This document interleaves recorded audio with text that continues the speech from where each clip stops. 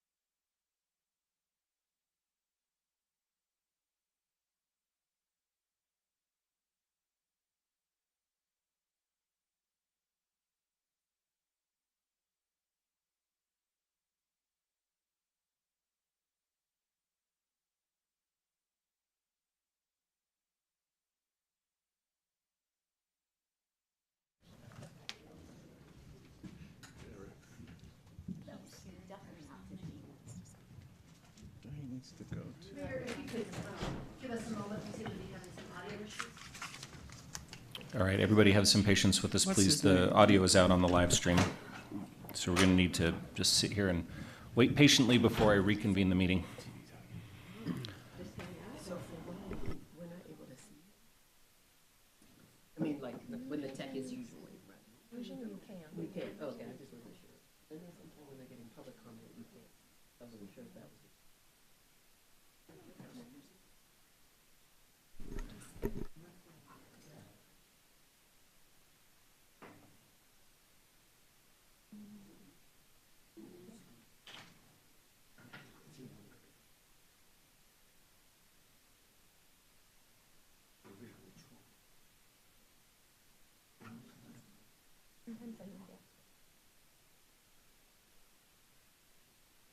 We'll see. Mayor, it appears the sound is back. Fantastic. In that case,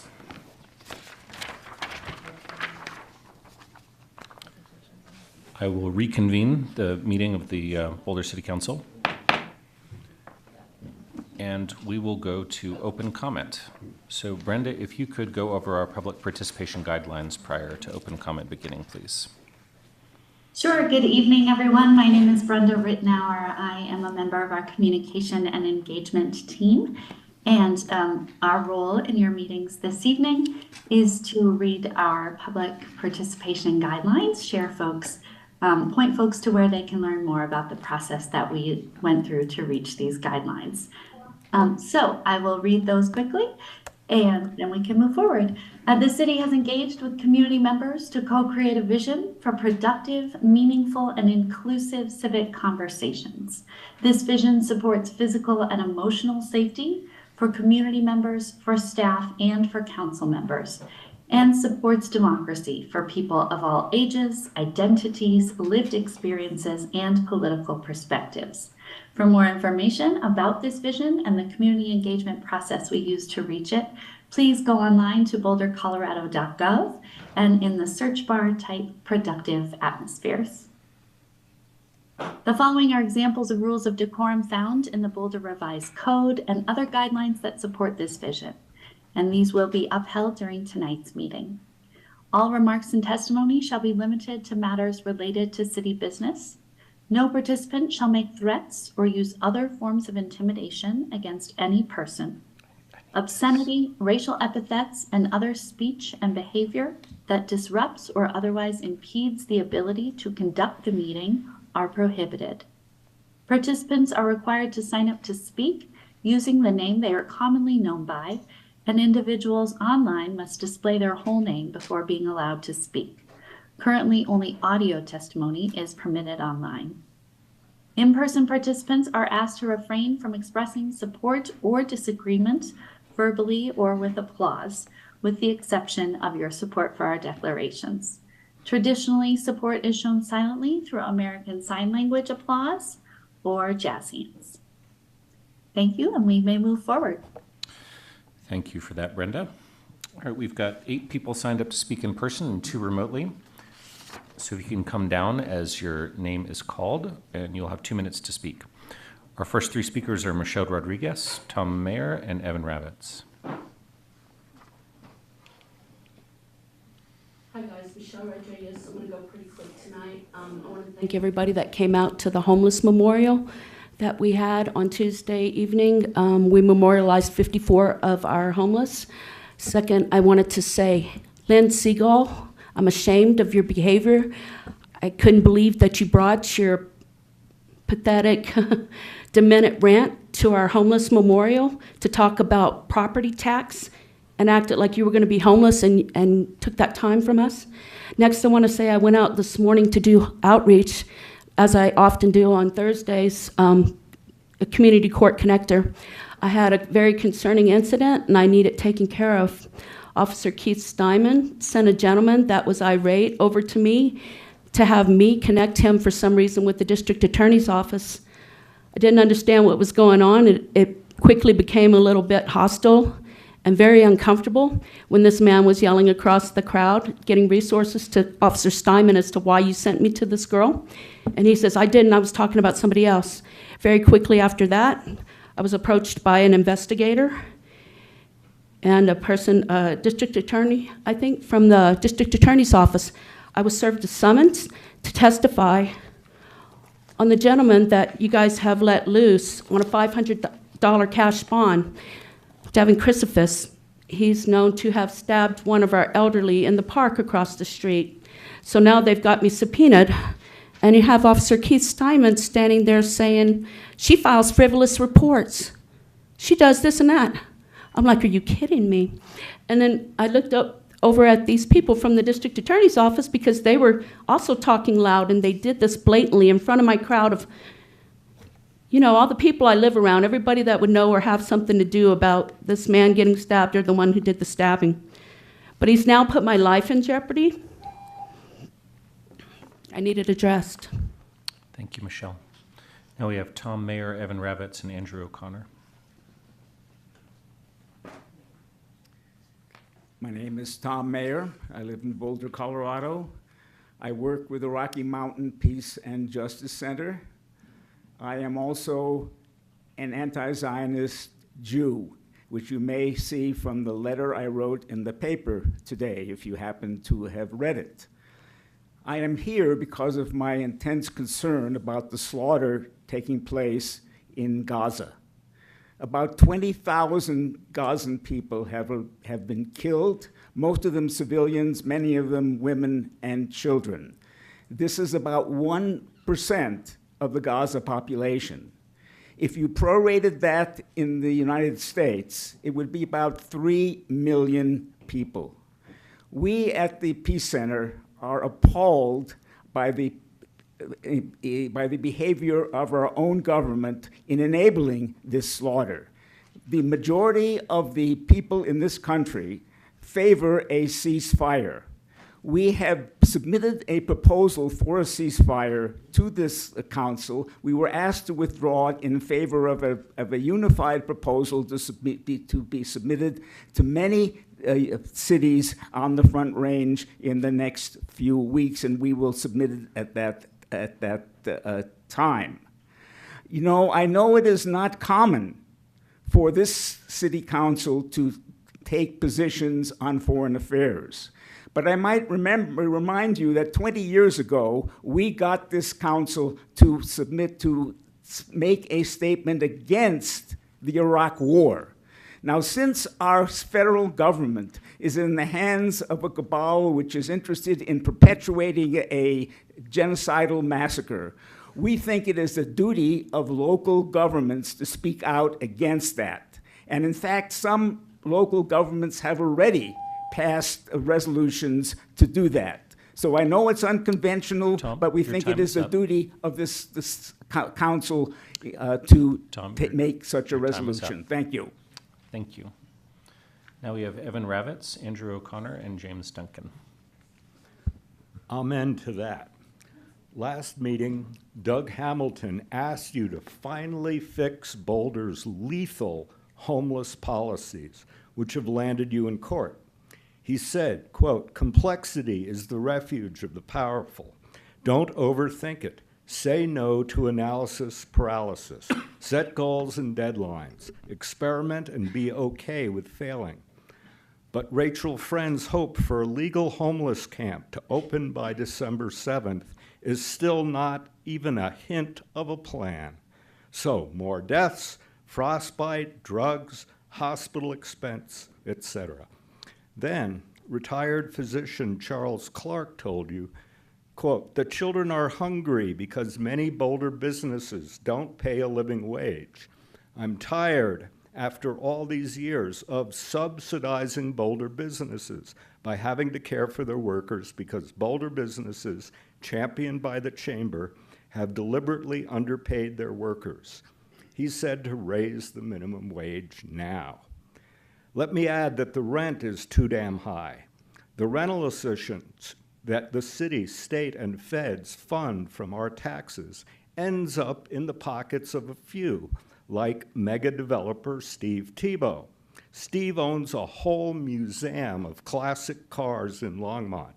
Just that one 100,000 square foot building of his could house all 800 homeless folks in the entire county, each with over 125 square feet. Another greedy landlord, Governor Polis, has promised to veto rent control. The only way around the governor is a citizen ballot initiative. Thanks to the city of Boulder, our online petitioning, which will make initiatives easier, still doesn't work right. Let us solve the problems you can't or won't. Thanks, Evan. Now we have Andrew O'Connor, James Duncan, and Elise Mordos.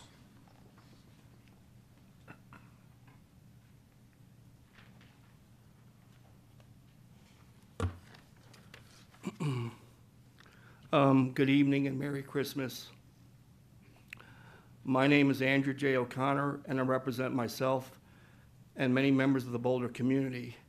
And like a friend said, I represent Christ against Satan. I strongly denounce the Israeli massacre of Palestinians, the Biden administration's complicity in the massacre, and the Zionist bias of the mainstream media in the city of Boulder, and I call for a ceasefire. Close to 20,000 Palestinians have been killed, with 70% of them being women and children. The vast majority of Gaza's 2.2 million people are displaced, and an estimated half face starvation. Israel commits war crimes every day and has embarked upon a campaign of ethnic cleansing and genocide, similar to what the Nazis did to the Jews in Germany. The ethnic cleansing, mass murder, genocide, and apartheid, as well as land-theft colonialism by Israel, are subsidized by American taxpayers at $10.5 million a day. Many Palestinians see Netanyahu and Biden as Hitler-like figures and the ongoing ethnic cleansing as a genocide, as is their Holocaust. I want to thank Jonathan Thornton and Boulder Parks and Rec for doing the right thing and removing the flyers containing false Zionist propaganda that constitutes hate speech against Palestinians from the kiosk on Pearl Street. I also want to thank the Boulder City Attorney's Office for helping me and for doing the right thing. Thank you. All right. Our next three speakers are James Duncan, Elise Mordos, and Aaron Brooks.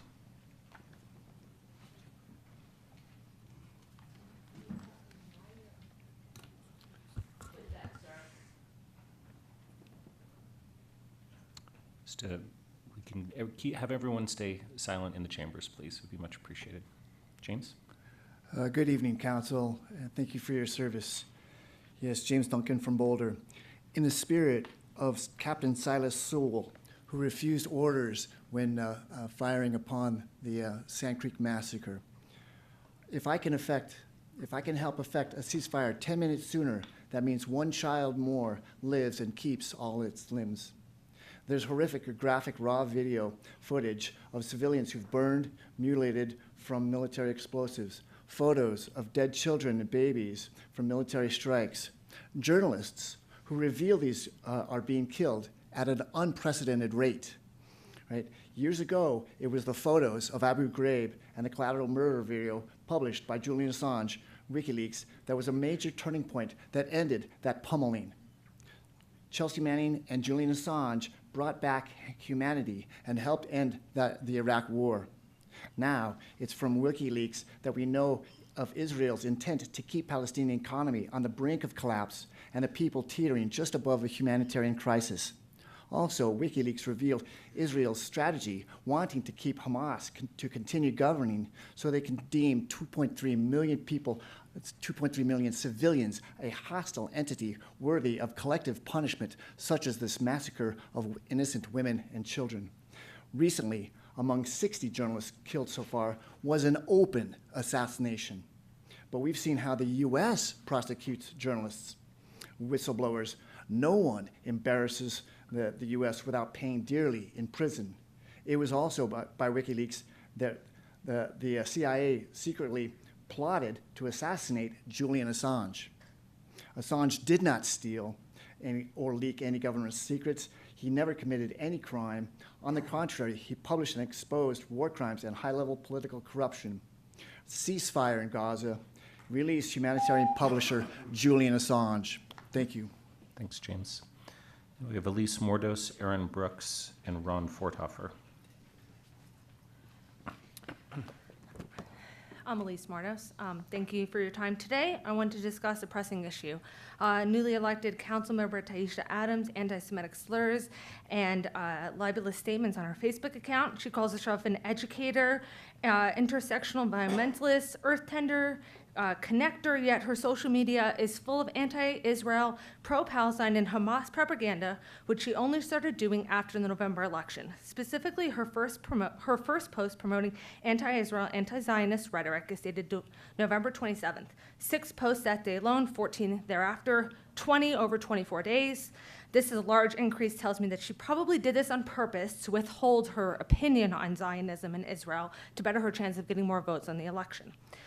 She not once condemned Hamas's October 7th terrorist attack, and in fact, she has a post that claims that Israel lied about the beheading of babies, which she writes, "As a Black African American, I cannot turn my eyes, heart, and my mind away from what's happening in Gaza. For the record, I have no idea what her Black African American identification has anything to do with the conflict, and why Gaza deserves her attention more than the atrocities inflicted on Israelis, and sends the wrong message to our community that this war has anything to do with race and ethnicity, and that one side deserves our attention more than the other." She also shares posts that say the Zionists control the media and government, right here, and Israelis are colonizers. These statements validate and normalize anti-Semitic tropes that adversely impact every Jewish community globally, including Boulder's. Boulder's home to 20,000 Jewish people, make up about 10% of the population. Just this past weekend, Har Hashem had a bomb threat. There were 6 bomb threats along the Front Range. Okay, these types of statements contribute to that. She's instead of spending her time on local issues, which is what she should be doing, instead she's spreading these types of statements. She is also now the liaison to monitor Boulder nebulous project, which I think she doesn't have the knowledge to manage. Your time's up. Thanks. And I'll just note that there will be a chance for council members to respond to any public testimony after open comment has concluded. We now have Aaron Brooks and Ron Forthofer. Good evening. My name is Aaron Brooks. I live in Boulder. I stand before you today to address a matter of great importance, the fundamental right to free speech and ensuring all residents are free of anti-Semitism in our community. Recently, it has come to my attention that there has been a controversy created by one resident surrounding the posters on Pearl Street depicting Israeli hostages taken by Hamas in Israel. The public spaces on Pearl Street in Boulder have historically been designated as spaces for free expression, allowing our community to share diverse viewpoints and engage in open dialogue. This is protected by the First Amendment of the United States Constitution, regardless of one person's individual opinion. I find it troubling that a fellow community member demanded the removal of these posters. I find it further troubling that the Parks and Recreation District or Department removed these posters due to the demands of one citizen in a county of 330,000 people without checking with the city council first. If they had done this, they would have learned that the council's position on this is that political speech is protected by the First Amendment of our Constitution, and Pearl Street is a town square where paper materials can be posted, and the council doesn't seem to have any interest and probably cannot legally make any content-based decisions. In addition, we cannot compromise on the principles that have always made Boulder a beacon of inclusivity and respect. This right of free speech extends to all, regardless of their opinion. Let us remember that our strength lies in our ability to engage in conversations, fostering an environment where diverse voices are heard and understood, not in demanding that our council do things just because we individually demand it. Upholding the values of free speech is not only a legal obligation of this council and of this community, but it is also a testament to the rich cultural fabric that has defined Boulder throughout its history. It's actually a big part of the reason that I moved my family here. I urge the council to never back down to bullies who expect you to do something that impacts our entire community just because they demand it. Thank you. Our last in-person speaker is Ron Forthofer, and then we'll go to the virtual ones.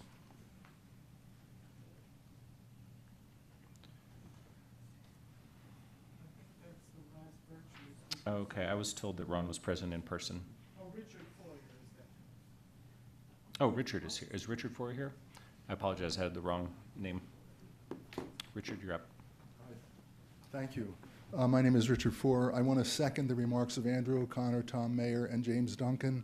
I am the author of 2 meticulously researched books on the Israel-Palestine history, using sources such as Israeli prime ministers, chiefs of staff, the heads of Shin Bet, the Israel Security Agency, and Mossad. At one time, I was a rabid defender of Israeli policy, and then I did something rather unusual. I studied the history. I've been to Gaza, I've been to the West Bank, and I want to say that as despicable as some of the actions as Hamas are, they're no different in many ways to what the Irgun and Stern gangs did in the 1930s and 1940s. The Palestinian people have been under incredible brutalization for 75 plus years. This was a predictable event that happened on October 7th. I have very close friends from Gaza. Thank God they're not in Gaza. My friend Rana, whose father was a judge, and they hate Hamas. But her father was a judge, their family home was bombed. The family had to go out onto the street. They're living on dirt. They had 1 bottle of water for the family, and other people, 20 people had 1 bottle of water for 3 days, and they had no food until her father found some tomatoes. This is what is happening to real people in Gaza, and Israel could stop it. Israel could make peace. They've always been able to make peace and have never made peace, contrary to what people will tell you. That's Israeli Hasbara. So my request is that you make some kind of a statement, or at least take this into consideration for future statements or resolutions. Thank you very much. Thank you. So that brings our in-person speaker to a close. We have 2 virtual speakers that don't seem to be present, Dylan Williams and Ron Forthofer. So if you could raise your hands or let us know if you are present. But we're going to go to our one other virtual speaker, which is Lynn Siegel.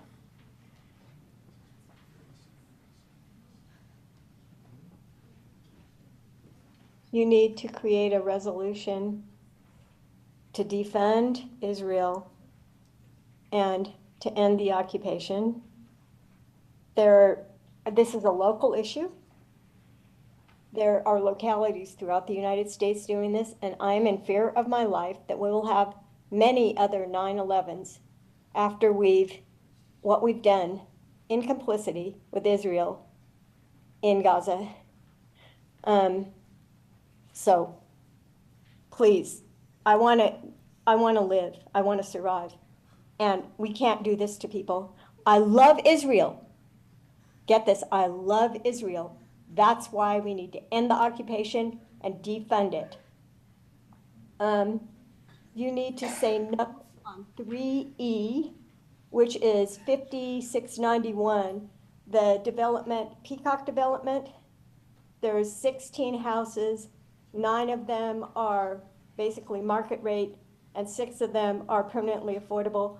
That's not the right proportion for us to have more affordability in Boulder. That's what I was trying to say that Michelle called me out for. I was trying to say that the more that we do these kind of developments, the more homeless that we are creating, and that is the root cause of homelessness in Boulder.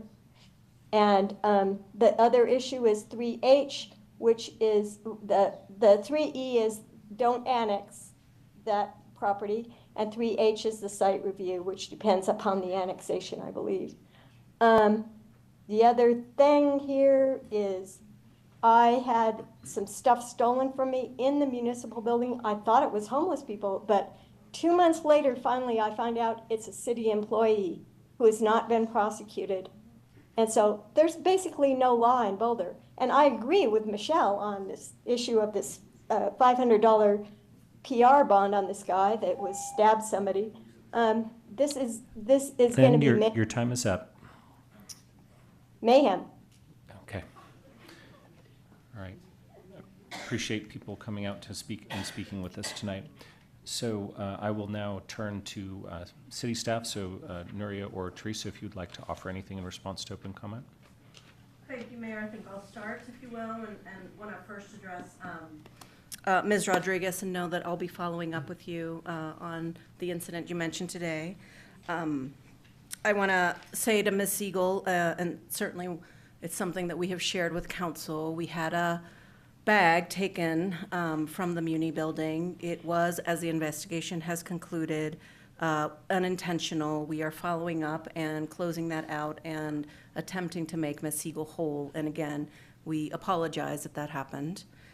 The bigger issue, as we have heard today, and I'll say that I'm going to limit my comments to the role that staff has played, as Mr. Brooks has mentioned.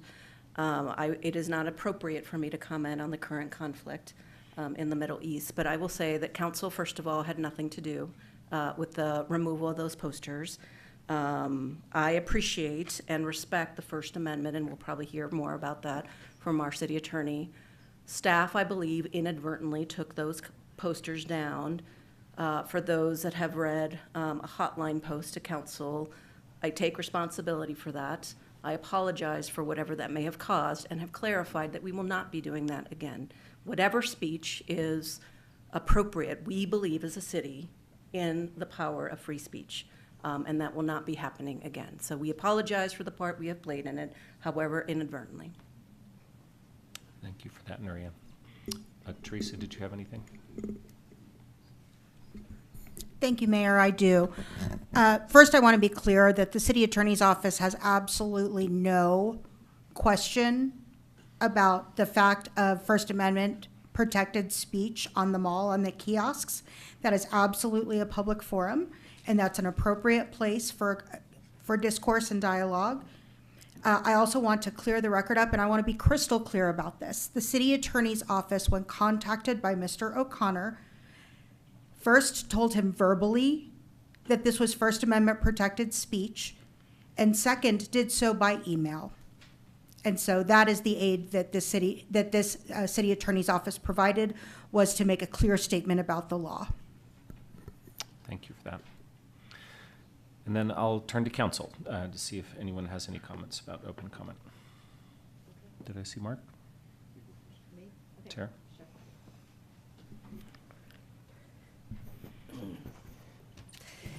First, I'm going to read you an email that Mark Wallach got in his city council inbox on December 15th.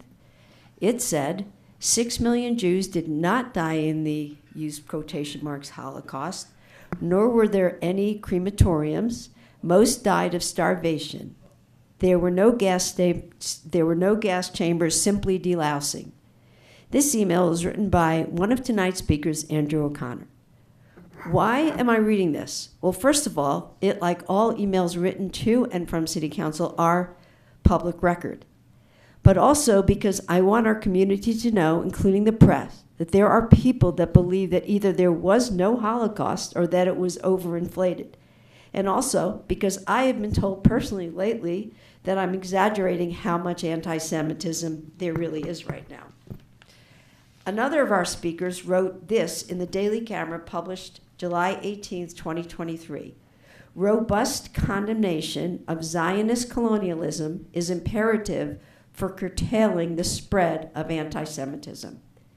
Well, here's the thing. We've had plenty of robust condemnation of so-called Zionist colonialism, and for the record, I find that offensive, but I'm not going to go into that right now. But I promise you that this robust condemnation has not curtailed anti-Semitism. In fact, anti-Semitism has exploded. The U.S. has seen more reported anti-Semitic incidences since October 7th than in any 2 months in about 45 years, when the Anti-Defamation League started keeping such statistics. There were 2,031 anti-Semitic incidents reported in the U.S. between October 7th, when Hamas terrorists attacked Israel, and December 7th, according to preliminary data released by the Anti-Defamation League. The ADL thinks it might be double that, since so many incidents are not reported because Jewish people are too scared. The figure is a staggering 337% spike compared to the same 2-month time frame in 2022, where there were 465 incidents documented, and it's even higher on college campuses. I will end with the worst anti-Semitic trope that I've seen in a long time. There were some signs held by some pro-Palestinian demonstrators with a Star of David in a trash can and the words, "Keep the world clean." which has become a commonplace sign at rallies and on social media around the world since October 7th. The German words Judenfrei, free of Jews, and Judenrein, clean of Jews, are terms of Nazi origin to designate an area that has been cleansed of Jews during the Holocaust. Can you imagine how chilling it is for Jewish people to see these signs worldwide? Can you? In conclusion, it is my belief that City Council should do the work of a city. And in fact, this is in our City Council rulebook and procedures in regards to international issues. We have many problems that need to be addressed in our city, and I will continue to work hard to help solve them with my City Council colleagues, with city staff, and with community. For instance, helping solve homelessness, drug addiction, mental health challenges, skyrocketing rents, and housing prices. This is what we were asked to do by the voters. And this is what I intend to focus on unless pushed otherwise. Thank you. Thank you, Tara. Mark, did you want to? Yes, I did. You know, the First Amendment protects the right of free speech, even speech that is historically ignorant, morally vacuous, and casually anti-Semitic. We've seen a good deal of that kind of speech recently and even tonight. In their desire to demonize Jews in Israel, we've been treated to a number of speakers, including our own genuine Holocaust denier, none of whom even recognized the events of October 7 as the precipitating cause of all that followed. So let me put a little perspective on those events. Adjusted for population differences between Israel and the United States, the savage and bestial butchery of 1,200 Israelis in a manner that would make any normal human wretch is the equivalent of an event that killed 48,000 U.S. citizens. That would equal 16 9/11s. I may well be the only person in this room who walked through Ground Zero less than an hour after the towers fell. I know what 9/11 looks like. 16 9/11s is beyond comprehension. Had we experienced a calamity of this magnitude, what do you imagine our response would have been? And the moral relativism we have seen so frequently on this subject is breathtaking. I have sat on this dais for 4 years. I recall very little testimony on the oppression of the Uyghurs by the Chinese, let alone the destruction of the Tibetan culture. I have heard nothing about the brutality of the Russian invasion of Ukraine or the destruction of Venezuela by an armed kleptocracy. I have heard nothing about the many conflicts in the continent of Africa, which have left hundreds of thousands dead and millions starving.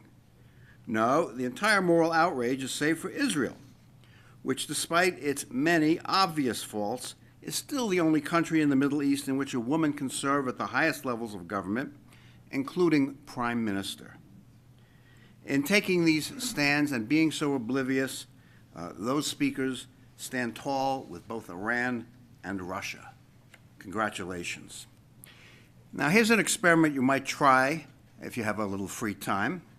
Walk down the streets of Tel Aviv with a sign proclaiming that you're a proud member of the LGBTQ community. You will be undisturbed.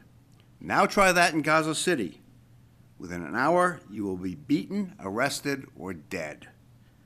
The bad news is that the easy anti-Semitism of some of tonight's speakers has become more prevalent and has created a sense of fear and apprehension in the entire Jewish community. It is unlike anything we have experienced in our lifetimes. The good news is that the anti-Semitism that we've seen will be opposed and ultimately defeated by the entire community working together. We will not cower before the few extremists, and we will not let ill-informed, hateful, and anti-Semitic views prevail. To quote the poet Dylan Thomas, we will not go gently into that good night. We are American citizens, we are Jews, and we are here to stay. This is not 1932. Thank you. Folks, I understand the passions here, but if we can stay quiet, please, in the audience. Would anyone else on council like to speak? And I'll just, Taisha, I would offer you the opportunity, which you don't feel any pressure to take, but if you wanted to. Anybody else? Well, I will speak to say that I know that my new council colleague, Taisha Adams, has the best intentions for a better world here and across the world. So seeing no other hands raised, I will thank folks. We are not, I don't think it is the place of the Boulder City Council to weigh in on the conflict in the Middle East, on the substance of it, but I deeply appreciate the strong passions for the tragedies that we're seeing overseas, and want to respect you for coming here and expressing your opinions on those. And with that, I will close open comments.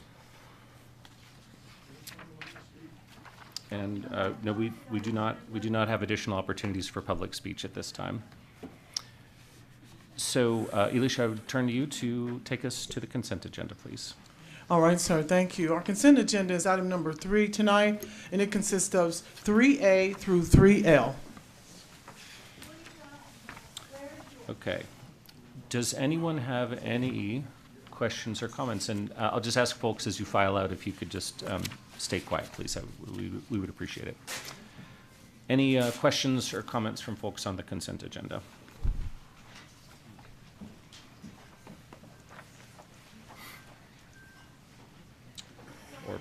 Or perhaps a Excuse me, motion? I thought that I had signed up on the Zoom, and for some reason... If you could speak to the city clerk about that, please. Mayor, before people leave, I'm Yes. sorry, someone may have left their scarf in the front row.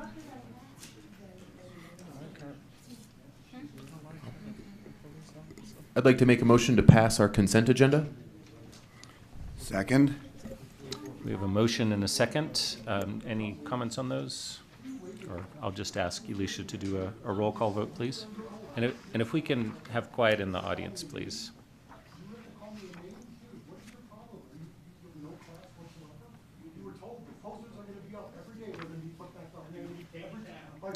All right, everybody, if we can have quiet and decorum, please, in the room.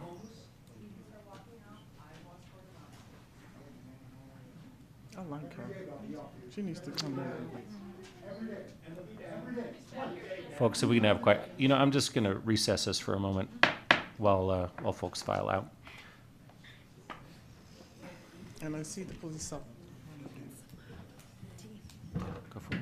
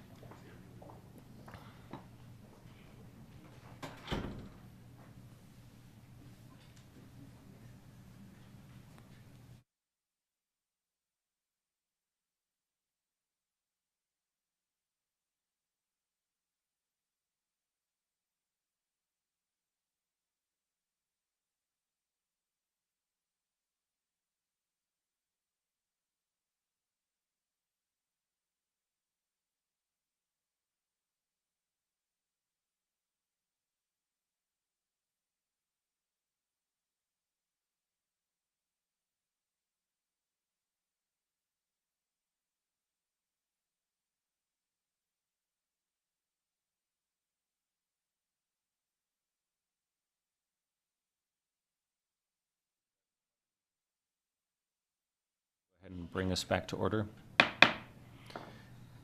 And we have a motion and a second on to pass the consent agenda. If we can have a roll call, please, Elisha. Yes, sir, thank you. We'll start the roll call for the consent agenda items 3A through 3L with Councilmember Folkerts. Yes. Marquis. Yes. Shuhard. Yes. Mayor Pro Tem Spear. Yes. Councilmember Wallach. Aye. Weiner. Yes. Adams. Yes. Benjamin. Yes. And Mayor Brockett. Yes. The consent agenda items 3A through 3A through 3A through 3L are hereby passed unanimously. Thanks very much. If we can do our call-up check-ins, please. Yes, sir, tongue-tied there for a moment. Thank you for your patience. It's a little bit of an intense evening here. For all of Yeah. us. All right, our call-up check-ins are item number 4 on tonight's agenda. 4A is the use review to allow for the Gero Montessori Elementary School to replace the former Harmony Preschool at 3990 15th Street within the residential-real estate RE zoning district. Proposal includes a request for a 25% parking reduction to allow for 6 parking spaces where 8 spaces would otherwise be required. This is reviewed under case number LUR 2023-00025. Any questions, comments, or interest in calling this up? I don't see any. I will just mention, I'll just congratulate Gero Montessori. This is where my kids went with it when they were little, and so this is a nice expansion to see. Yes, Taisha. Thank you. I did have a couple of questions. So, just for those who aren't aware, I co-founded a school for pregnant and parenting teens and their children, which was an early learning center. And one of the issues that we had was parking for the volunteers. And so I just had some curiosities. Again, I'm fine with reducing, but just making sure that that consideration around, there's usually a very heavy volunteer component to the work. It's not just the 4 staff members. So that's one piece. And then the other is, I was curious why there's only 5 temporary parking storage things. I feel like that might not be enough. Also, I've noticed that when people are transporting youth in their caravan cargo things, that it's harder to park those, so you need to have more space between them. So again, just curious if there are opportunities for additional bike storage, and then also just how we are addressing the volunteer component. Thank you. Thanks. I think I see Chandler Von Scott popping up. Chandler, are you able to answer those questions? Yes, hi, Chandler Van Scott, Planning and Development Services. There is a requirement in the conditions of approval that they provide the code requirement for bike parking. And at the planning board hearing, the applicant indicated they're planning on providing way more bike parking than the minimum code requirement, just voluntarily. So we are expecting 10, maybe 20 bike parking spaces at least. As far as the volunteer opportunity, I'm not sure I understood the question there. I'm happy to restate.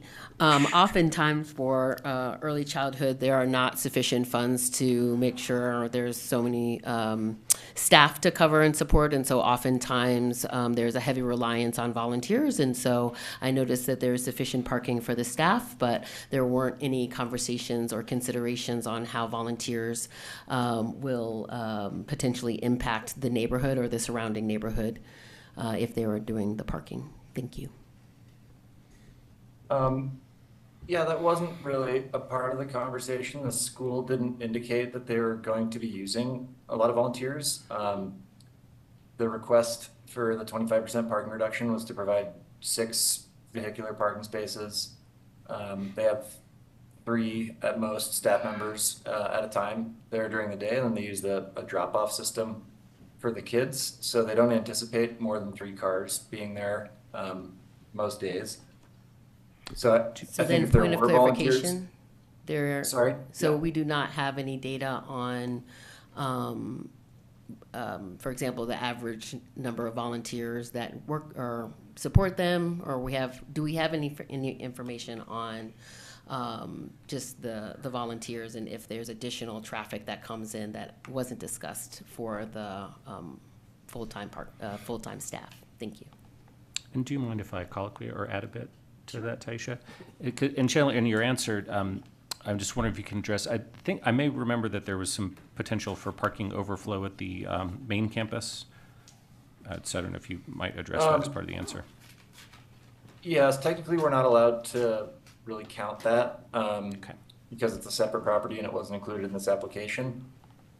The fact that both properties are owned and managed by the same school would indicate that yes, there is opportunity for overflow parking at the main campus, but we couldn't really count that in our calculations as far as the parking reduction or the required parking goes. Great. But did that answer your question, your main question? It does. I guess the parking lot is how are we considering volunteers when we are doing these allocations in addition to the staffing? Thank you. That's a great point.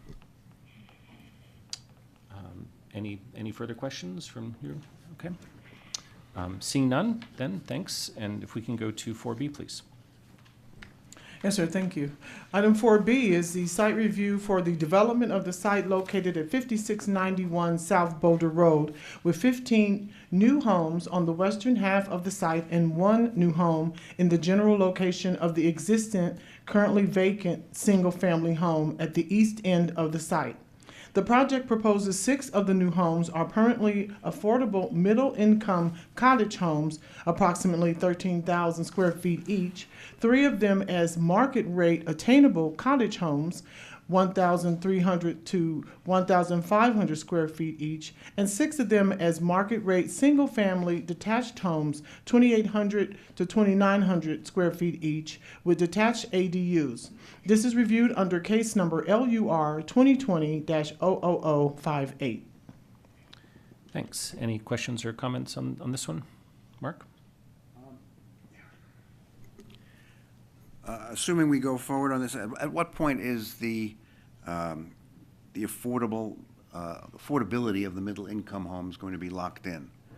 So we have the assurance of we're getting the product we're agreeing to. Chandler, is this for you again? And yeah, I can answer that. So the annexation agreement has provisions requiring the units to be affordable. They're also deed restricted, so the city basically has the control over the actual deeds and pricing of the affordable homes. So it would be really before sale of any of the units. I guess my question is, when are the deed restrictions executed and recorded? That I might have to look into and get back to you with the affordable housing. I'm not sure exactly when they're recorded. It would be, I think, following certificate of occupancy for the units. I think maybe Kurt Fernhaber could address that question. Kurt? To the rescue. Evening, Council. Kurt Fernhaber with Housing and Human Services. Thanks for the question, Mark. So typically there's an interim covenant that's put in place at the beginning of the project. And then when the homes are closer to completion, a permanent covenant is put in place, which is in place prior to the sale of the first home. Thank you. Yep. Anything else, Mark? No. Anybody else? Any interest in calling this up? Seeing none, then we can move to 4C, please. Yes, sir. Thank you. 4C is the consideration of a landmark alteration certificate application to construct a perimeter wall and fence with other hardscaping at 946 Spruce Street, a contributing house in the Mapleton Hill Historic District pursuant to Section 9-11-18 of the Boulder Revised Code 1981. Question, comments, or desire to call this one up? Going once, going twice. Not seeing any. That brings us to the end of our call-up check-ins. So, Elisha, if we can do our public hearing now, please. Yes, sir. Our public hearings are item number 5 on tonight's agenda. 5A is the consideration of a motion to approve amendments to the Boulder, gotta flip the page, my apologies, to the Boulder Valley Comprehensive Plan, referenced as the BVCP, land use map related to Boulder Junction Phase 2 implementation. Thank you. Nuri, I'll hand it over to you. Thank you so much, Mayor. As staff gets settled, we're going to go to Christopher Johnson to give us a little bit of an overview, though I know that the topic of Boulder Junction Phase 2 implementation has come to council before. So hopefully I've bought you some time, KJ, to settle in. You did a great job, thank you. All right, just one moment while I get settled up here. Clearly, I did not give you enough time. 30 more seconds, I would have been there. Good evening, City Council. My name is Christopher Johnson. I'm the Comprehensive Planning Manager. I'm joined here this evening with Senior City Planner Christopher Ranglos, and we will discuss the Boulder Junction Phase 2 implementation. This is really just the first step of implementation after an amendment to the Transit Village Area Plan that City Council approved back in September. Go ahead and go to the next. Oh, I got the next slide myself. Look at that. So the objectives for this evening, I will begin with just a brief context and overview of this of the project for Boulder Junction of Phase 2, and then Chris will carry you through the rest of the presentation, more specifically to the item that's before you this evening for the updates to the Boulder Valley Comprehensive Plan land use map. So we'll go through the presentation, we will open the public hearing, and then City Council will deliberate and take action on the proposed updates to the land use map. Really, the key question before you this evening is to review the criteria associated with comprehensive plan land use map updates and to evaluate whether or not City Council supports the changes to the map to bring the amended Transit Village Area Plan into alignment with the comp plan. So as an overview of the Phase 2 Boulder Junction project, Boulder Junction itself is centrally located within the city. It's bound on the west side, roughly by 30th Street, north by Valmont Road, Foothills Parkway on the east, and then the BNSF Railroad and Pearl Parkway to the south. There are two primary phase areas within Boulder Junction. Phase 1 is generally west of the rail line, and Phase 2 being east of the rail line. Since 2007, there has been a adopted area plan that really established the vision for this particular area, and it's called the Transit Village Area Plan. It established a desire for Boulder Junction to become a lively and engaging area with a range of uses, attracting a broad range and diversity of people. Describes the future of the area as having a charming chaos, and so a bit of funkiness going on there, and should incorporate citywide and neighborhood scale public spaces. There's an emphasis on sustainability, walking, biking, and possibly car-free areas within the Boulder Junction neighborhood. Since 2007, there's been approximately 1,400 homes that have been created within the Phase 1 portion, so on the west side of the rail line. 300 of them are permanently affordable, in addition to a wide range of office, commercial, and hospitality uses that have been developed over the past 15 years or so. The RTD bus station and Depot Plaza was completed and operational. It was hosting 5 rapid transit bus routes prior to the pandemic. There are several major transportation and flood control projects that were also completed within Phase 1, including the Junction Place Bridge and improvements to Goose Creek. And then importantly, there was also new, flipped the wrong way. There were new governance and regulatory structures that were also put in place. So there are 2 general improvement districts that are in place in this particular area. There was a new form-based code, Boulder's first pilot of that was established as part of the Phase 1 area as well. And then there's a couple of ongoing projects that are still in progress. The fire station number 3 that you're probably aware of is under construction. The Pocket Park along Goose Creek there is planned to go under design next year and then construction in 2025. And there are 2 separate rail studies currently ongoing, one by RTD and another by CDOT, that could finally bring the RTD or the rail station to fruition at some time in the future. So the vision of the Transit Village Area Plan continues to guide the future of Boulder Junction today. However, there was broad agreement from the prior City Council to reevaluate the plan after 15 years as we were starting to move into implementation of Phase 2. So the Phase 2 project was identified as a council priority project back in 2022. And then our comprehensive planning team spent this year and initiated the project in January and, as I mentioned, completed the amendment to the Transit Village Area Plan in September. Over that year, we engaged a broad contingent of stakeholders in the community through a variety of different formats. We had a number of different focus groups, including community connectors that actually lived in Boulder Junction to provide that insight and expertise, a number of different open houses and online questionnaires, site tours, and several board and council updates throughout the process.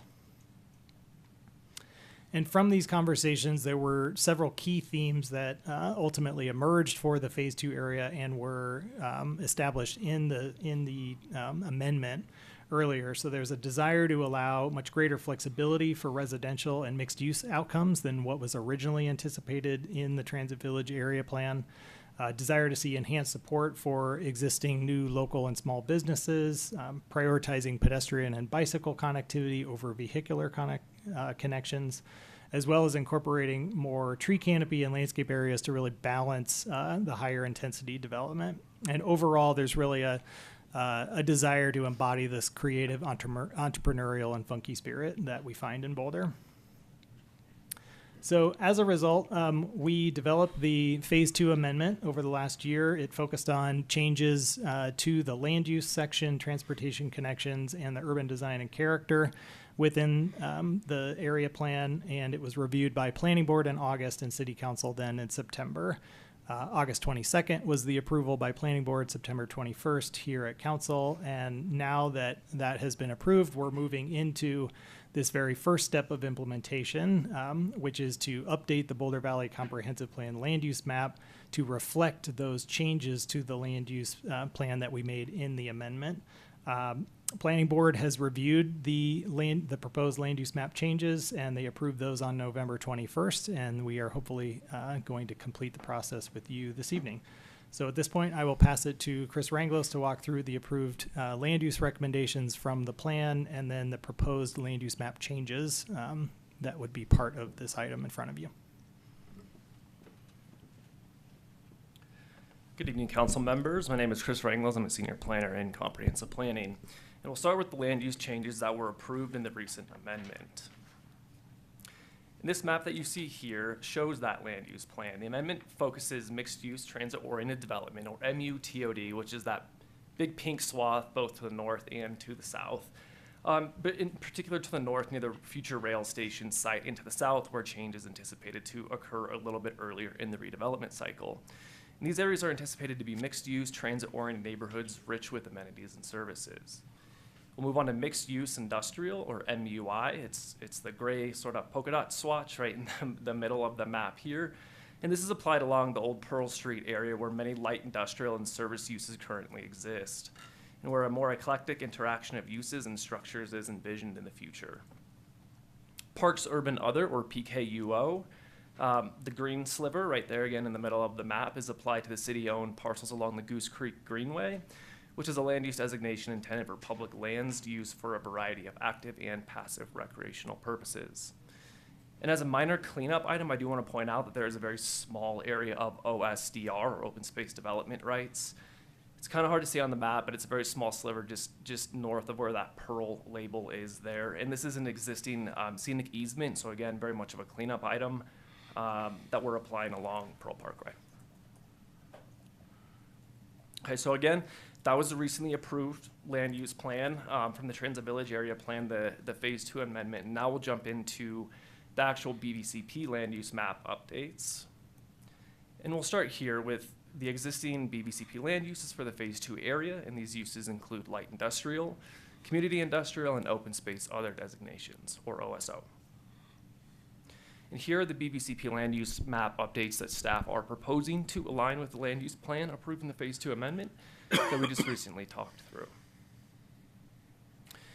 But when can map changes occur? And it's essentially defined in the BVCP that land use map changes may occur at any time concurrent with adoption or amendment of an area plan and do require approval by both the Planning Board and City Council. And to be eligible for a land use map change, the BVCP also identifies the criteria that must be met. I'm not going to walk through each one of these, as we'll use these as the basis for the rest of the presentation and the analysis.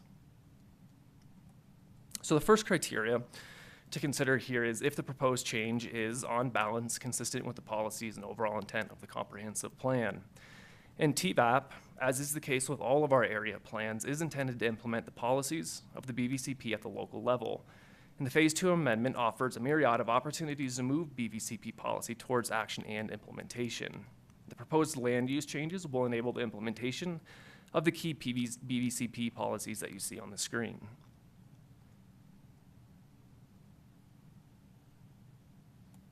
Okay.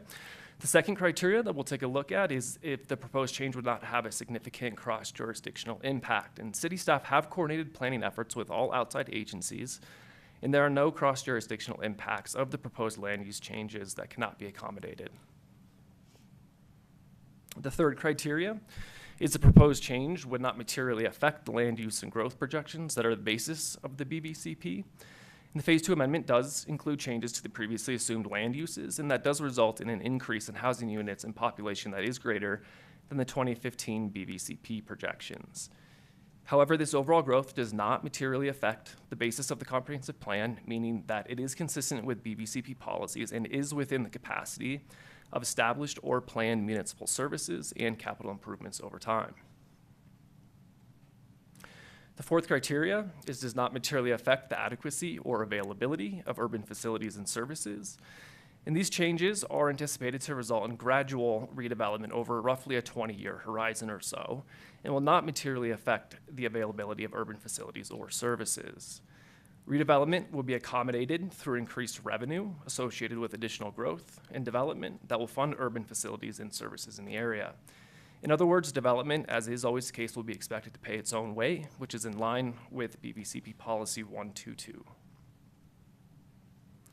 The fifth criteria would not materially affect the adopted Capital Improvements Program, or the CIP, and future supportive capital improvement projects that would support the envisioned mixed-use neighborhoods in Phase 2 may be necessary and will be further analyzed in future implementation steps. However, the proposed land use map changes before council this evening would not materially affect the currently adopted CIP. Sixth and final criteria, hopefully the easiest one, would not affect any Area 2 or Area 3 boundaries, and all of these land use changes are in Area 1, thus no Area 2 or 3 boundaries are affected. And I'll begin concluding by also briefly touching on alignment with the city's SARE framework. And fundamentally, all of our actions at the city must be consistent with the city's SARE framework. In addition to the BVCP, several objectives are addressed by the land use changes, specifically those in the livable goal that deal with housing types, affordability, and the prevalence of 15-minute neighborhoods. These changes also support our transportation and transit system and the vitality of our local economy and diversity of businesses. A quick note on public process. KJ kind of talked about what the public process was for the Phase 2 amendment. This was a much smaller public process. It's essentially mandated by the city charter that we have to send a 30-day notice of the proposed changes, and that was done and mailed to all property owners in the Phase 2 area, and a 30-day notice was also mailed to all property owners whose property is within 600 feet of a proposed land use change. And we really received minimal input, mostly just general questions about next steps. Speaking of next steps, here's what the next step looked like for continued implementation of Boulder Junction Phase 2. So over the next year or so, staff will be looking to update zoning and regulations to guide redevelopment, identify major infrastructure needs, explore district sustainability opportunities, and develop phasing and funding plans. And finally, evaluate existing general improvement districts and programs to support mobility, local businesses, arts, and culture. The recommended motion this evening on this agenda item is a motion to approve the proposed changes to the BVCP land use map for the Phase 2 area of Boulder Junction. And I'll keep the criteria up on the screen should City Council need to reference it as they deliberate or ask questions. Thank you. Thanks very much, Chris and KJ. Appreciate the informative presentation. Do we have any questions for city staff? Yeah, I got Matt, Mark, Tina. I think I got Matt first. Matt first, yeah. All right. Thanks, Mark. For one, appreciate it. I'll maybe get to some gushing comments later for all the great outreach, but we'll come back to that. Two questions I have is you sort of mentioned next steps, sort of infrastructure needs. There's been one glaring one that's been pretty obvious, and that's the sort of trestle project with the Boulder Slough. And so obviously there's probably going to be others, a slew of others. Hey, you see what I'm doing there? You know. That's good. I appreciate that. Hang on that one for a minute, right? So I'm just curious, since that one's already been identified and others will come about, where is that in an update, and where does that fall in the prioritization in our general CIP? Just because it is kind of an elephant in the room, certainly for the southern side of TVAP 2. Yeah, great question. Your mic is off. Thank you for the reminder. Good question, Matt. Thank you. So what you're referring to is there is a flood area there at the trestle where the Boulder Slough crosses underneath the rail line there, and it causes some floodplain issues, particularly within the southern portion of the of Boulder Junction Phase 2. So basically the area south of Pearl Parkway. We have had ongoing conversations both with the property owner and also coordination with our utilities department as to progress on that. Basically, what I can share at this point is that those lines of communication are open. We have not necessarily identified exactly when that would fall into the capital improvements program and who would be responsible for paying for that, whether it's a joint responsibility or if it's paid for entirely by the city or by the developer. One thing to note is that while that southern portion is within the 100-year floodplain currently, that doesn't necessarily eliminate the possibility of residential being constructed as it stands today. Certainly, there are challenges. You'd have to raise the level of where that residential use can be located to bring it out of the floodplain, things like that. But it does not restrict residential uses as it stands today. And so there are ongoing conversations about when that flood improvement could occur. And there's also some downstream effects as well. So that's all part of the consideration as well, that if that were to be improved, that would also actually bring a few other parcels further downstream out of the floodplain as well. Well, I appreciate that update, and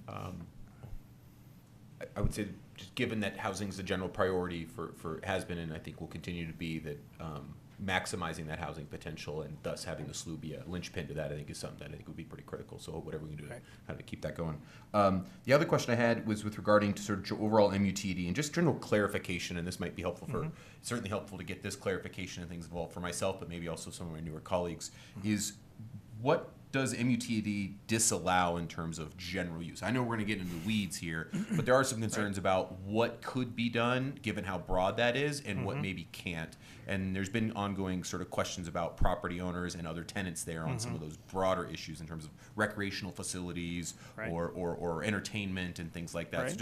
So if you could clarify those things just so we know going forward. Yeah, so for example, so the MUTOD, the mixed use transit oriented development land use, is probably, if I can't think of another more sort of flexible and broad land use category. So it really allows for a full range of different types of uses, from residential to light industrial to service, retail, commercial, obviously, also included in those areas. For the most part, we looked at that and we wrote the complementary place types that are, somewhat of an additional overlay to the land use that's within the area plan itself, to be as broad and flexible as possible. As you mentioned, we will be getting into much more detail in terms of what zone districts, which is really what ultimately governs use within the city, and what zone districts would be most applicable, or are there possibly new zone districts or modifications of existing districts that need to occur in order to meet the policies and the goals of the plan. I will say that there are ongoing conversations currently in the East Boulder area for the implementation of the East Boulder Subcommunity Plan, where we're actually already diving into a lot of those questions, which is a similar character in terms of existing sort of office and light industrial and service uses that are slowly evolving into a more mixed use and residential type of neighborhood. So we're already starting to kind of unpack some of those questions through that process, that a lot of that's going to carry over and be able to be applied here as well. Great. We've got Mark and then Tina. Can you highlight for me where the light industrial areas are, and are those areas restricted to light industrial uses, or do they also accommodate housing uses? And I ask that because this is a matter of market economics. housing is always going to crowd out plumbing supply stores. Right. Right. So so right now, light industrial and service type of uses would actually still be allowed throughout the entire area within either the mixed use TOD or the mixed use industrial zones or land uses. It is as written, certainly those uses would be perhaps more appropriate within that MUI area, within the sort of central portion of phase 2, but they certainly still would be allowed within MUTOD. We do recognize that as the sort of market is changing and the market dynamics within the city, that residential is going to be generally more profitable and from a redevelopment standpoint than the plumbing supply store, for example. So we are looking at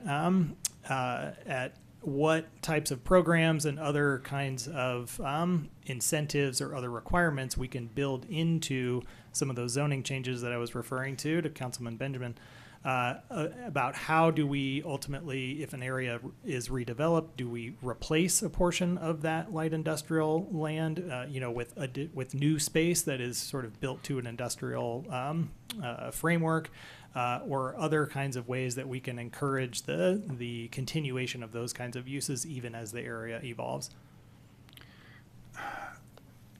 But as currently constituted, are there any such areas where those light industrial uses are protected from housing development? Housing development obviously is a critical component of our development strategy, but at the same time, I think people will be unhappy at the prospect of having to go to Longmont to get a plumbing fixture or to get their auto serviced. And as I said, there is no way that a light industrial use is going to persist when much higher and more profitable uses are permitted. So I'm asking you, are we doing anything today to make sure that we do have those services for our community and not have them driven out by condos and townhouses and apartment buildings? Mm-hmm. Yeah, well, the item that's before you this evening would not have a direct effect immediately on those types of uses, because the underlying zoning that exists there today will still remain after this evening, and we have not yet proceeded into that process to evaluate the zoning that applies there currently and what modifications may or may not be appropriate. So right now, we have not identified specifically any areas that would be reserved for or specifically identified for those types of uses. Those will be part of future conversations as we get into more of the regulatory structure. Yeah, well, I urge you to do that, as no light industrial use can withstand the profitability of housing as a use for a piece of property. Yeah. Did I see a potential colloquy over there, Lauren? Well, I just thought I might ask a question that might help clarify that. So we could, as we look at zoning districts, include a zoning district that would protect industrial uses in future stages of this project, right? And these designations do not preclude that as an option. That is correct, yes. Thank you. Thanks. Tina? Yeah, and I had a general question, and forgive me, not new colleagues, because you might have already gone over this, but in the descriptions from the 2007, you talk about a creative chaos and a diverse group of people living there with different incomes. How did we do with that in the first 1,400 homes that we built? What does it look like, and how close did we come to that vision? Yeah, that's a great question. So overall, approximately, I think it's 22%, so not quite 25% are permanently affordable within that phase 1 area. So out of the 1,400, there are 300 units that are permanently affordable.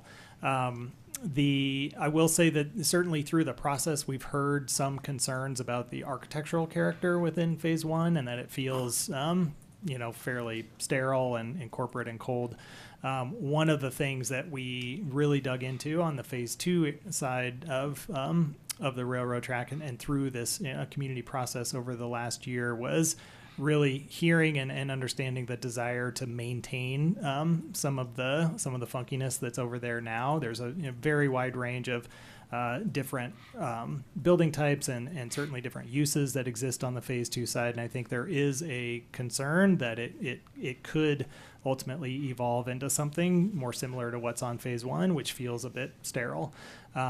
The one difference I would point out is that within Phase 1, a lot of that area prior to redevelopment was vacant land, or it was the Pollard Motors site, so it was large areas of surface parking essentially, and much of it was owned by the city. So there were opportunities to partner with Boulder Housing Partners and other affordable housing developers to deliver the affordable housing.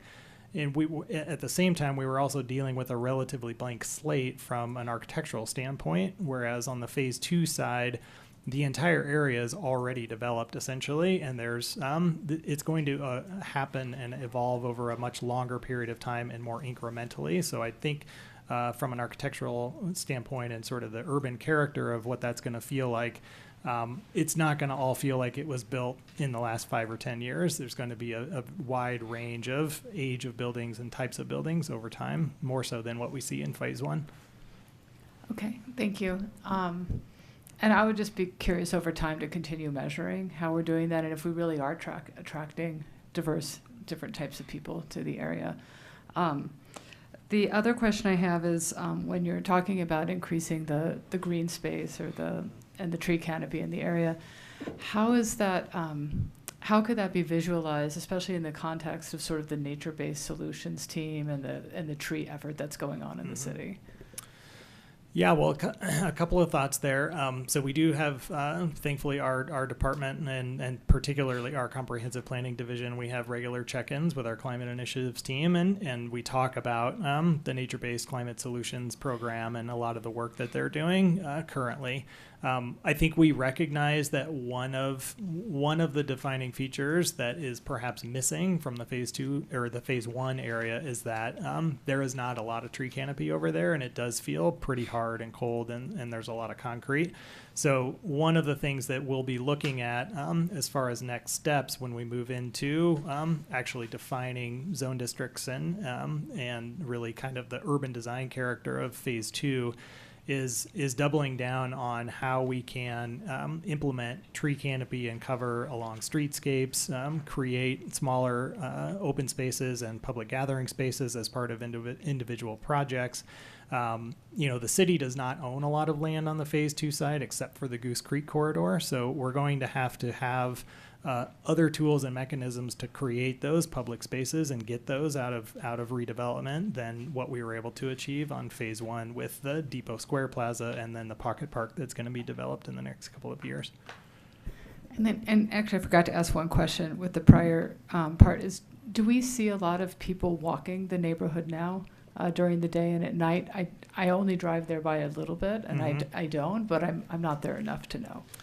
Yeah, it is a really difficult thing to be measuring right now, I think, for a couple different reasons. One is that particularly sort of the 30 Pearl development, which is right on the corner of 30th and Pearl Parkway, is just now reaching completion. So it's still an active construction site. So there has not been a lot of time lapse of people really living there and occupying that neighborhood and really making it their own. So I think that's a challenge, is that it's, even though it feels like it's substantially complete, it's actually still ongoing. Also, the pandemic and the elimination of RTD bus service is a huge impact. It's really had an impact on ground floor retail spaces. Obviously, there's no transit service there right now. RTD has committed to bringing back 2 of the lines, but that's the timing of that is dependent upon their driver shortage and actually getting people to be able to to service those lines. So I would say right now it's probably pretty quiet, but I think that if RTD service and other transit service is able to come back and we continue to sort of live into this post-pandemic world, give it a few more years and I think it'll feel a lot different. Okay, because again, I think we have some issues with activating space, and so especially when we mix in industrial uses, trying to get that mass of people there so that people feel safe at night and it does feel like an active environment would be great. Yeah, that's a great point. I'm going to colloquy, okay? Question. So this is a little bit off topic. I know your mayor loves that, but not that much. Can you just tell me, is there any plans in the work for adding green space, urban canopy to TVAP 1 right now? Not that I'm aware of, other than what may be incorporated into the Pocket Park area. That's the one area where, you know, we still have a lot of opportunity to implement that. I will say that also, again, a lot of those streetscapes are relatively new, so the tree canopy that is there is still very young. And it's going to take time for that to, you know, to fill in. I know there are recently completed you know, sort of private streets and walkable streets, you know, kind of festival areas alongside the residential and office buildings that were just recently completed. Those contain a number of trees. So I think over time they will fill in, but as far as I'm aware, there's not any additional, you know, streetscape tree canopy that's envisioned currently. And is there any way to even have that, you know, that area that is supposed to be the square that nobody hangs out in, that one? Is there any way that we as city council can even change that, or is that like a done deal? Since we're talking about it, I'm done after this. I would have to look into that. I actually don't know who the underlying property owner is. I believe that's still city land there. So I do, you know, it's possible. We would have to obviously be, you know, vetted and included as a capital improvement project and implemented through the CIP because there'd be an awful lot of concrete that would have to come up first. Okay. Nicole, do you have a question? I just had a really quick question. It's a little bit of a colloquy on Councilmember Marquis's point too. Around the feedback about it being kind of sterile architecture, stuff like that, did that come from the people who are living there, or did that come from people in other areas of town, or do we have a way of knowing that? That is a great question. I don't have a clear answer to that actually, because we did gather some demographic data in some of our surveys and things like that, but I don't know how detailed we got in terms of, you know, locations of where people were, you know, providing their comments from. I do think that, you know, at least through some of the community connectors that and others that were part of our focus groups, that part of the group we called the daily users, so they were people that either lived in the area or worked in the area. I think in general they were actually fairly satisfied with it, and you know, I think there's also a bit of just challenge related to some of the architectural pieces as well, and again, I think as the tree canopy does grow, start to help break down maybe the scale of some of those buildings as you're walking along, I think it's going to continue to feel and kind of evolve into a different place over the next 5 to 10 years. Yeah, that's been. No, please. Yeah, that's been my sense, just being over there, that the people really enjoy it, and there's a beautiful community emerging, especially as more of these buildings are coming up. It has been something that folks who've moved in there in the last year or two have really enjoyed it, as I'm hearing it. So anyway, and you know, and I was one of those people who often biked by or drove by and thought, oh my gosh, these buildings, they look so so sterile, but it really is a wonderful community, and I've been joking with some of my friends lately that I might go join them over there. Yeah, and I'll just throw in, Nicole, anecdotally, that's been my experience as well, that when I talk to people who live there, they generally seem to be a fan, and when I hear criticisms, it tends to be from people who are living outside. This is my anecdotal experience. I had a question for you all. Sure. So you mentioned that going into 2024, we're going to be looking at implementing zoning changes in the late 2024 timeframe. After we pass these land use changes, if any of the property owners came in early mid-2024 before we finished that zoning work, would they be able to ask for a zoning change that conformed with these new land uses?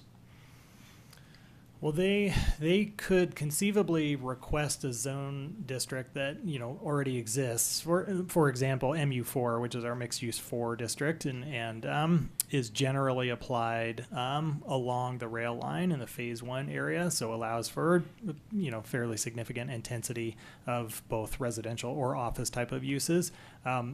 They could come forward with a request for that district at this time. There are some code required transportation demand management limitations associated with that particular zone district, so they would have to meet those high TDM standards, or they have the option of also joining the general improvement district as an alternative to that to manage the TDM requirements.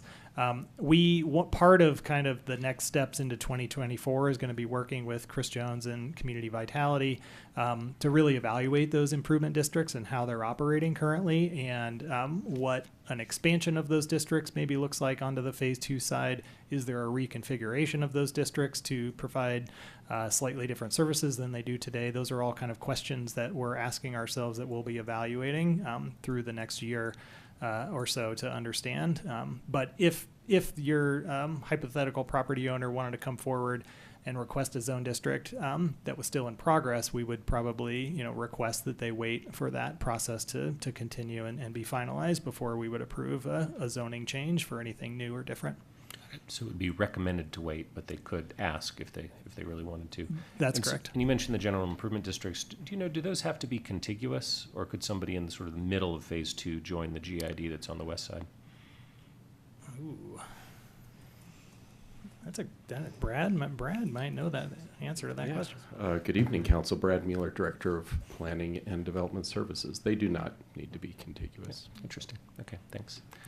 Any other questions, Lauren? So if an applicant came forward to do a zoning amendment, would that be a discretionary process, or would that be a administrative process? The zoning change would likely be tied to, and again, I'm showing my ignorance of our development review process, so it's too bad Charles isn't here. But maybe Brad can back me up. A rezoning is always a public hearing before planning board and city council. Yeah, that's what I thought. And I would suspect as well that the rezoning would likely be tied to an actual project. It would be tied to a site review, because currently the form-based code does not apply to the phase 2 area. That's another thing we're going to be exploring, of course. And so if someone were to come in before any of those changes were made, it would follow our standard site review process. Perfect, thank you. And then I also wanted to mention that I believe Ryan has some questions. Ryan, I don't see your hand up. Did you have questions?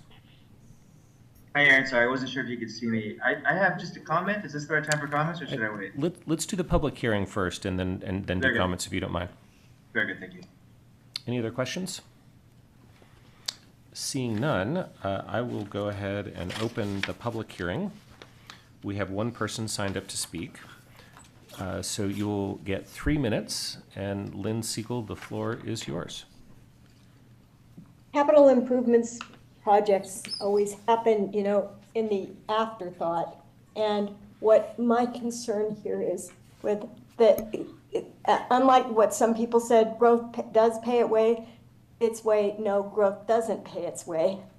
And you have to meet with the BVCP, jobs, housing, balance.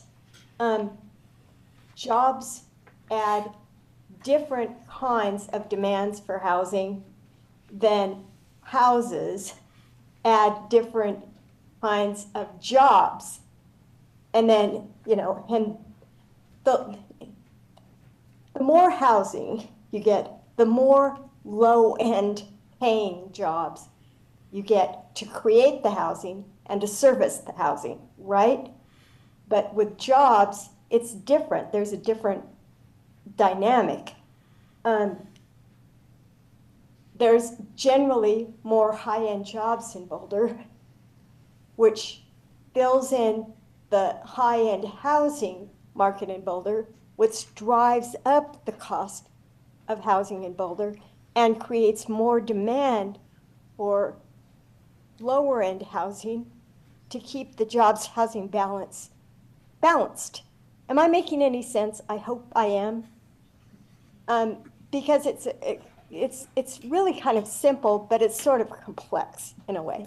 And it seems to me what's not happening in the equation is that we're really determining how many jobs are arisen out of any given type of a use versus how many houses of different, levels, high, low, medium, middle, are created from a housing project. And then you need to apply the two to make the jobs housing balance function. But I somehow, maybe I'm just stupid, but it seems like I'm not seeing where that equation is taking place and where that quantification is entering the discussion. I really appreciated Mark's discussion about plumbing, and like, how are you going to have, as you drive up the cost of everything, whether it's jobs or housing, then the commercial and the availability of stuff gets so priced out of town. And I completely agree, you shouldn't have to go to Longmont.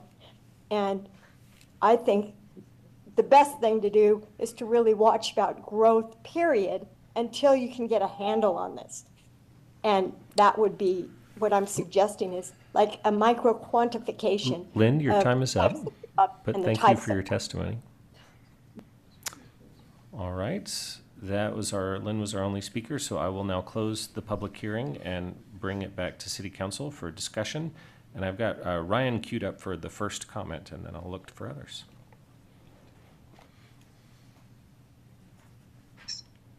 Just a short comment. Thank you, Christopher and Chris. I would like to compliment you and the team for your work. Very supportive of this. And I have a comment, which is that zoning for mixed-use transit-oriented development is based on the idea that we have great transit. And unfortunately, calling it transit doesn't just create transit.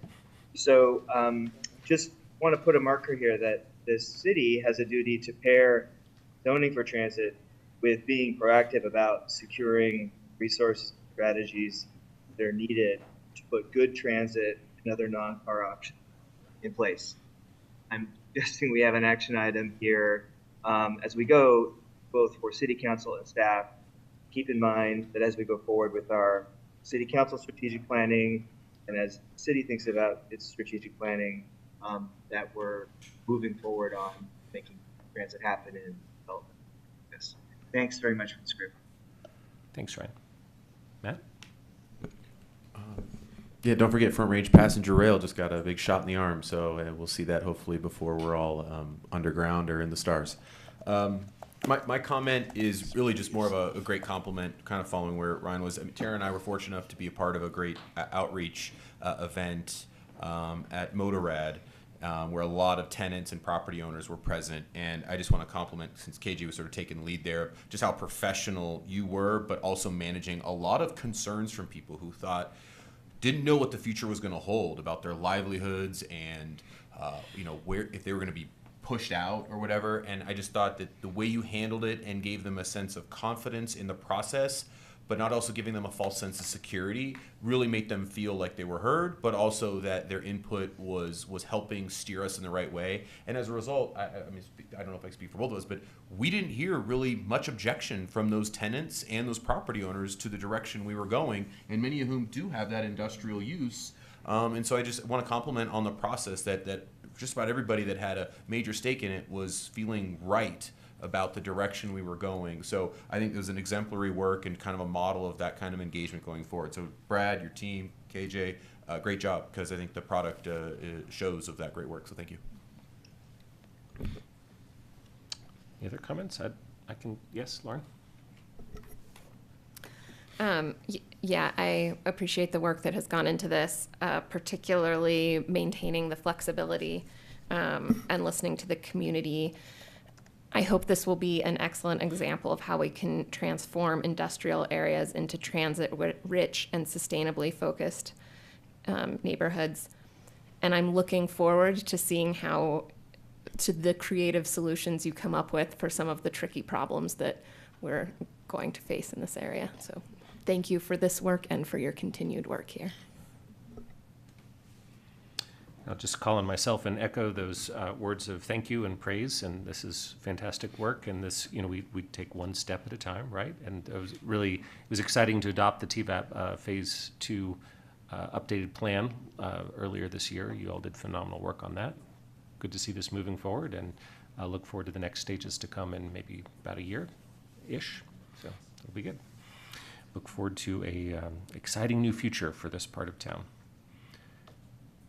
Not seeing any other hands, perhaps someone might be interested in making a motion. Could we get the motion language up on the screen, please?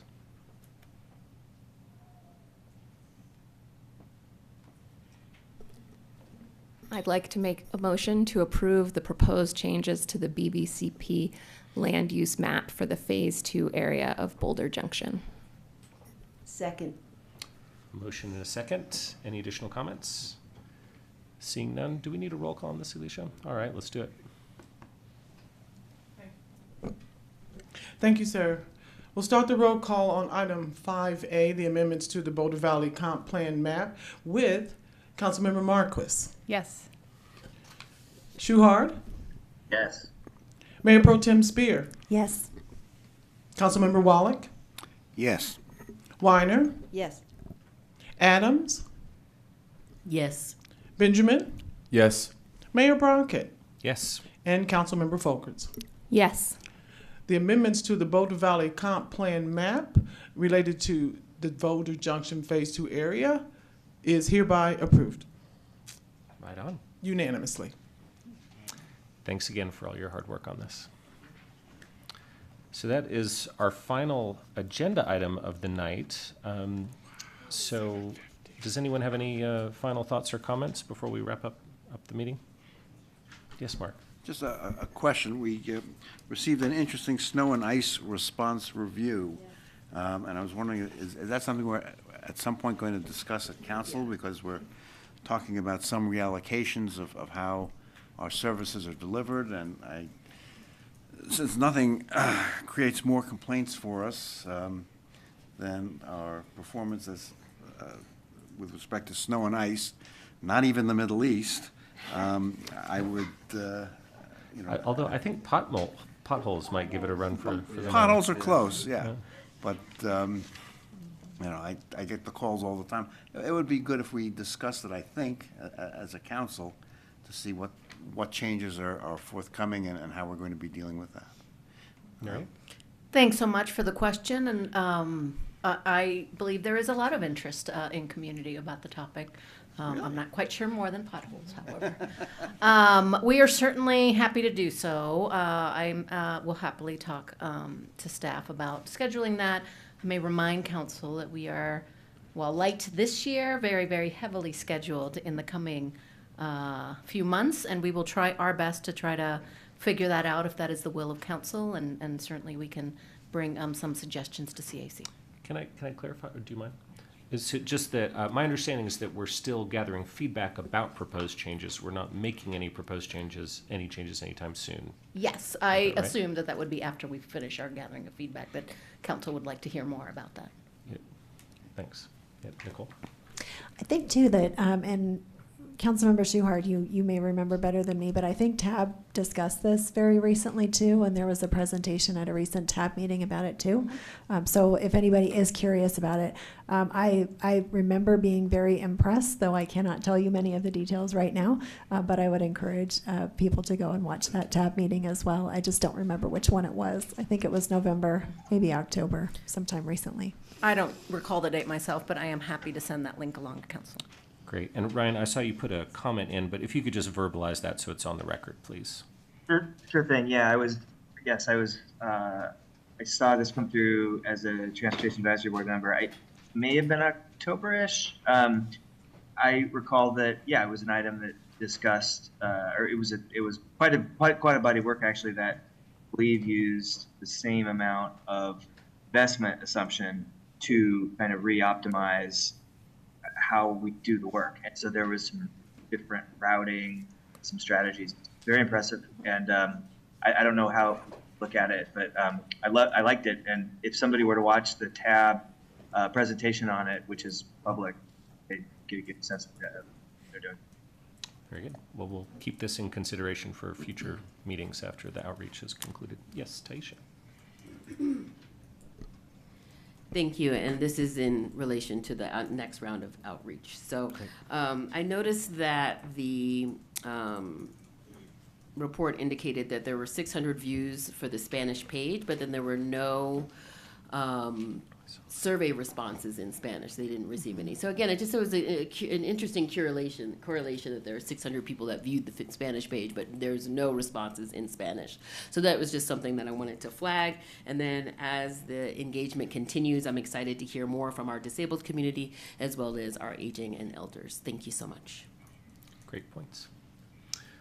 All right. Any other final thoughts for the evening? Yes, I do. Yes, Taisha. Well, so I'm still new here. So I didn't realize that the declarations for Kwanzaa, we're not going to talk about that at all. I'm just still getting used to where items fall on here and whether we're going to speak to them or not. So that's just a growth area for me in general, and I apologize. So that was one thing, just curious about the Kwanzaa piece, and are we going to talk on that or before we leave? There are some declarations that are read and others that are approved without reading. And so the ones that are at the end of the agenda are the ones that are approved without reading. Okay. So when I see it down there, I should just assume that is not going to happen without reading. Then it's not brought up as an agenda item unless somebody And in calls it moving out. forward, if I see that, then I can make a request at some time, perhaps at a CAC meeting, ideally, I would imagine.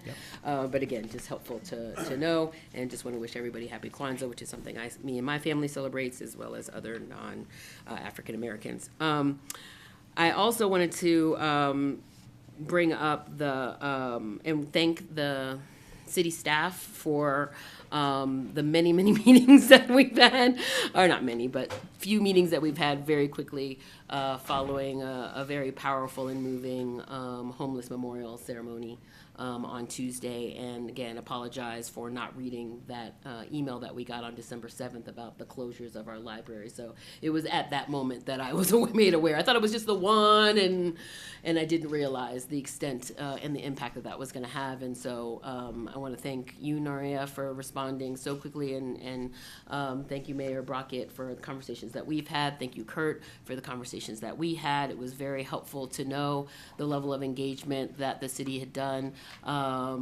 in communicating with our partners. It also was helpful to have just a general understanding of our faith communities, what they've done in the past, the types of partnerships that they're looking for as we move forward collectively towards those shared goals. I also learned about some of our history in responding when there are extreme weather situations. And so I just had a question for when we talk about our homeless solutions and some of the other opportunities that intersect, specifically around the Emergency Operations Center and what can be done as we can anticipate continued extreme weather events. In addition, the COVID Recovery Center. So again, I was excited and grateful to hear that we can mobilize quickly when we need to. However, I was sad to see that we didn't have a deeper and richer contingency plan this time around for those additional days. And it also raised the issues around just generally when things are closed for the holiday. And so I know we have the day center coming, but it's not here yet. So I'm excited to work with my colleagues, the staff, and partners, and again, just have questions around how with the expertise and experience that we have to mobilize quickly, how do we turn that into an actual contingency plan? So thank you so much. Thank you, Councilmember Adams, I'll say, for your interest and your willingness to have conversations with a variety of staff. As you can see, most of our issues can be cross-departmental. And I'll make note of that as well. I know we're going to have several conversations in the next few months related to homelessness, and there are lots of questions there. And we know that we have our own gaps in community. We are not alone in that, and learning and continuing to grow and think about what else we can be doing and how else can we engage our county partners, our community partners, our faith-based partners, or something that we want to continue to lean into. So just want to thank you for your questions and your curiosity. Thanks for that, Taisha. Final call for thoughts. Seeing none, I will gavel us closed at 7:58 p.m. Great meeting, y'all. Well done.